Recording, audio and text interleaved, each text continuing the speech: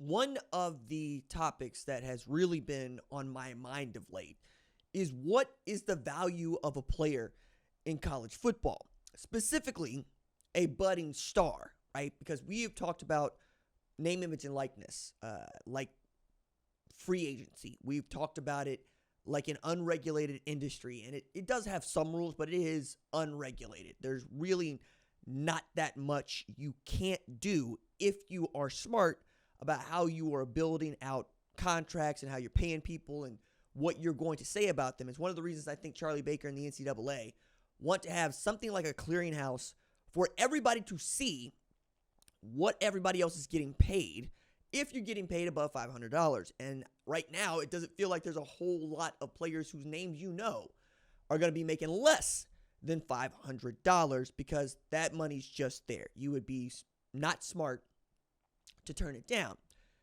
And while we talk about what Dylan Gabriel might be getting from Oregon or what Matt Sluka thought he was supposed to get from UNLV and didn't, what it perhaps took to get Kyle McCord from Ohio State to Syracuse, the value of a veteran quarterback who has been a proven winner versus the value of a five-star quarterback who probably could be the key to your future is just different, right? Kyle McCord at Syracuse versus Dylan Raiola at Nebraska. Both are pretty damn good quarterbacks doing exactly what they're asked to do within their systems, but also valuable to their programs in a way that they might not be valuable to others. For instance, the value that Kyle McCord commands at a place like Syracuse is not the value that Kyle McCord would demand at Ohio State, right? Dylan Raiola, value that he would command at a place like Georgia is not the value that he commands at Nebraska.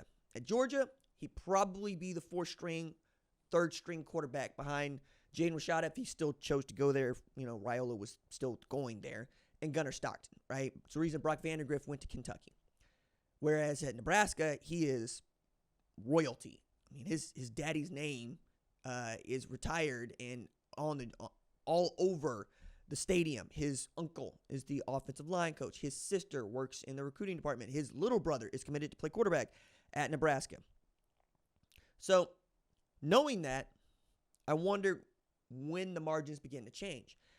And it feels like the margins begin to change the further outside you get of the tackle box, right? A left tackle is going to be worth his weight in gold if he's good.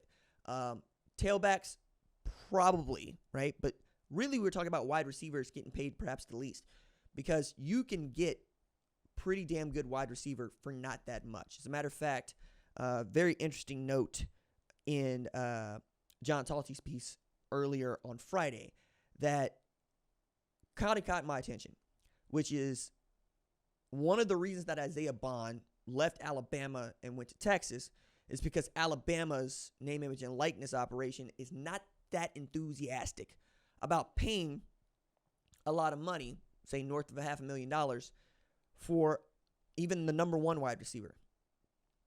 Well, that philosophy feels like it's paying off because what they ended up with is Ryan Williams, Jeremy Bernard, Kobe Prentice, Cole Adams down the line.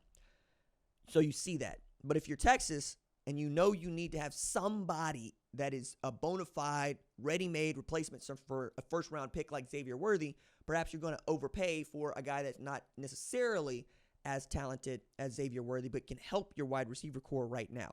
Kind of like what we would do with veteran quarterbacks.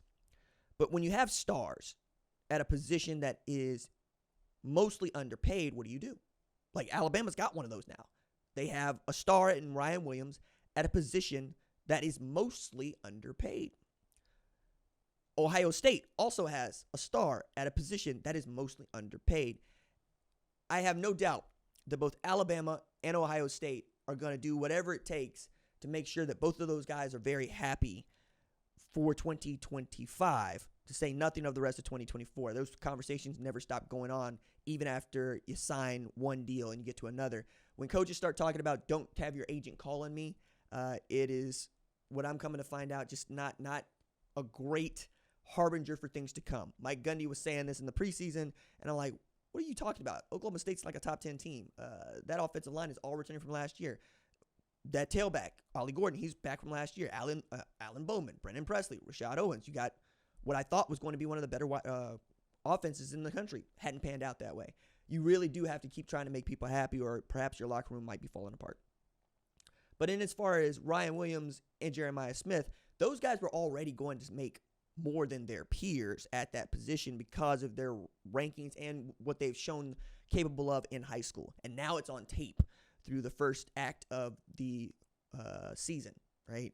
You got 5 TDs for both of those guys receiving. You got 362 receiving yards and 19 catches for Jeremiah Smith, making him, the first wide receiver at Ohio State in history to have 4 straight games of 4 TD receptions.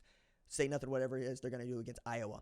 Ryan Williams had 177 yards receiving against a defense in Georgia that doesn't give up that kind of mileage to anybody. And he's a true freshman, right? 464 yards receiving for that man, and 16 catches, right, with 5 TDs. So what is this like? One of the things that I was thinking about and I couldn't get out of my head is Fat Joe's famous meme where my man he's coming off of, maybe I'm getting a little bit too far into the culture for some of y'all, but you can look this up on YouTube if this doesn't fit for you.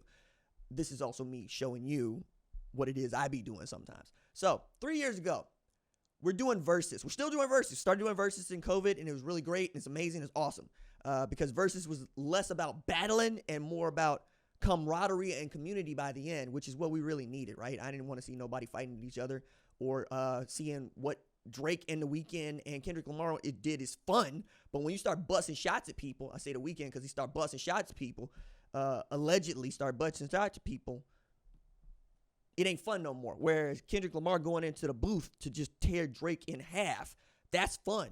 Drake trying to do something, he ain't doing nothing, man. Kendrick just wanted to get you. Whereas Versus was not that, right? Versus is much more about dudes hugging it out by the end. So Fat Joe and Ja Rule, which is showing my age, is out there in New York, and they got a bunch of people on stage, and the crowd is into it, and Ja Rule need to put his shirt back on for his little bird chest, but you know what it is, Fat Joe out there being Fat Joe, just being cool. Also, shout out to Fat Joe who's getting a talk show, and hey, dog, give your mans a call. Anyway, I thought it was cool that when Jadakiss got out there, representing for New York in the realest way, had the Yankees hat on and the Yankees pullover, he just decided, hey, I'm going to show out now. I'm just going to absolutely show people what it is that I am, what it is that I have, what it is that I still can do. And he had Fat Joe talking on live, with the liquor bottle right there, talking about, hey, look, promoters, labels, yesterday's price is not today's price.